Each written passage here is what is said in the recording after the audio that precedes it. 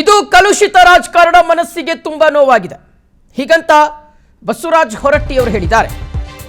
PNS ವಿಸ್ತಾರ news ಜೊತೆಗೆ ಅವರು ತಮ್ಮ ನೋವನ್ನು ಹಂಚಿಕೊಂಡಿದ್ದಾರೆ. ಇದು ಕಲುಷಿತ ರಾಜಕಾರಣ ಮನಸ್ಸಿಗೆ ತುಂಬಾ ನೋವಾಗಿದೆ ಅಂತ ಪಿಎನ್ಎಸ್ ವಿಸ್ತಾರ ನ್ಯೂಸ್ ಜೊತೆಗೆ ಮಾತನಾಡ್ತಾ ತಮ್ಮ ಮನದಾಳವನ್ನ ಶೇರ್ ಮಾಡಿಕೊಂಡಿದ್ದಾರೆ. ಬಸವರಾಜ ಹೊರಟ್ಟಿ ಅವರು ಪಿಎನ್ಎಸ್ ವಿಸ್ತಾರ ನ್ಯೂಸ್ ಜೊತೆಗೆ ಎಕ್ಸ್ಕ್ಲೂಸಿವ್ ಆಗಿ ಮಾತನಾಡಿದ್ದಾರೆ. ಯಾವ ಕಾರಣಕ್ಕೆ ರಾಜೀನಾಮೆ ಕೇಳಿದ್ರು ಅನ್ನೋದು ನನಗೆ ಗೊತ್ತಿಲ್ಲ. ಕಾಂಗ್ರೆಸ್ನ ಇತಿಹಾಸದಲ್ಲಿ ಈ ರೀತಿ ಆಗಿರಲಿಲ್ಲ. ಪಕ್ಷದ ಲೆಟರ್ ಹೆಡ್ನಲ್ಲಿ ಎಂದೂ ಈ ರೀತಿ ಆಯ್ಕೆ ಆಗಿರಲಿಲ್ಲ. ಸಭಾಪತಿ ಸಭಾಧ್ಯಕ್ಷರ ಸ್ಥಾನ ಸಾಂವಿಧಾನಿಕ ಹುದ್ದೆ. ನನಗೆ ನೋಟಿಸ್ ಕೊಡ್ಲಿ, ಉತ್ತರಿಸ್ತೀನಿ ಅಂತ ಬಸವರಾಜ ಹೊರಟ್ಟಿ ಅವರು ಹೇಳಿದ್ದಾರೆ. ವೀಕ್ಷಕರ, ನಮ್ಮ ಪ್ರತಿನಿಧಿ ಧ್ರುವರಾಜ್ ಅವರು ಬಸವರಾಜ ಹೊರಟ್ಟಿ ಅವರನ್ನ ಮಾತನಾಡಿಸಿದ್ದಾರೆ. ಎಕ್ಸ್ಕ್ಲೂಸಿವ್ ವಿಡಿಯೋವನ್ನ ನೋಡೋಣ.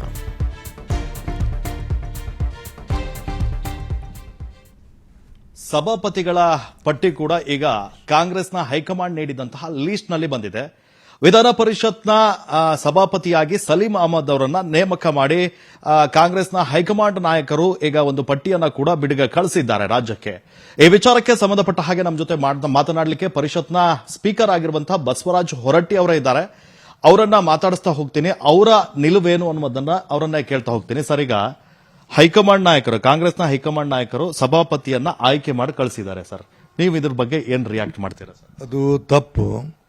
ಅವರು ತಮ್ಮಲ್ಲಿ ತಮ್ಮ ವಿಚಾರ ಮಾಡಿಕೊಂಡು ತಮ್ಮಲ್ಲಿ ಹೇಳಿದ್ರೆ ಇಂಥವ್ರನ್ನ ಸಭಾಪತಿ ಮಾಡ್ಬೇಕಂತ ಉಪಸಭಾಪತಿ ಮಾಡ್ಬೇಕಂತ ಅವರು within the Prem of the ಇದರಲ್ಲಿ ವಿದಿನ್ ದಿ ಕ್ಯಾಮ್ರಾದಲ್ಲಿ ಅವ್ರು ಹೇಳಿದ್ರೆ ಅದು ಬೇರೆ ವಿಷಯ.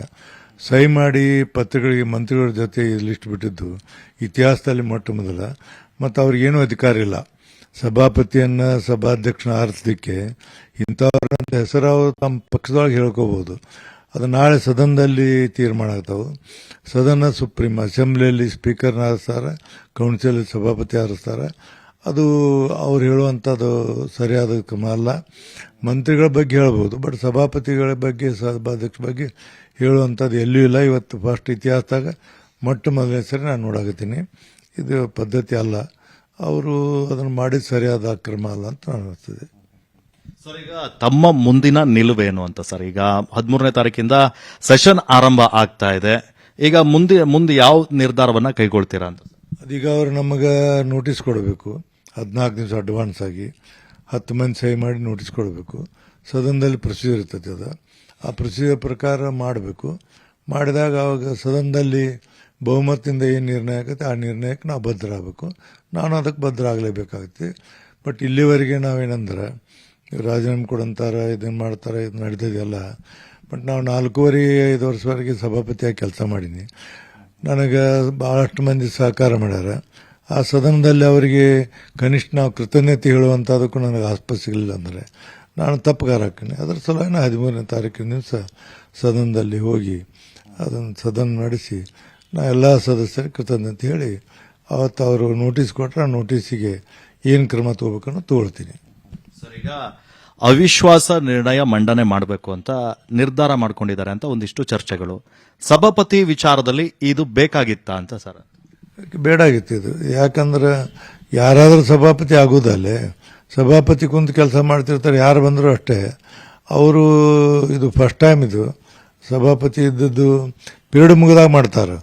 ನಮ್ದು ಇನ್ನೂ ಪೀರಿಯಡ್ ಐತಿ, ಇನ್ನೂ 1 ವರ್ಷ 11 ತಿಂಗಳೈತಿ. ಮತ್ತು ಅದನ್ನು ಪದ್ಧತಿ ಇರ್ತೈತಿ. ಇದು ಬೇಕಾಗಿದ್ದಿದ್ದಿಲ್ಲ. ಈಗ ಅನವಶ್ಯಕವಾಗಿ ಇದನ್ನು ಒಂದು ಹೊಸ ಪದ್ಧತಿಯನ್ನು ಕ್ರಿಯೇಟ್ ಮಾಡಿದಂಗೆ ಆಗಿದೆ. ಸರ್, ಇಷ್ಟೊಂದು ತರಾತುರಿ ಯಾಕೆ ಅಂತ ಸರ್?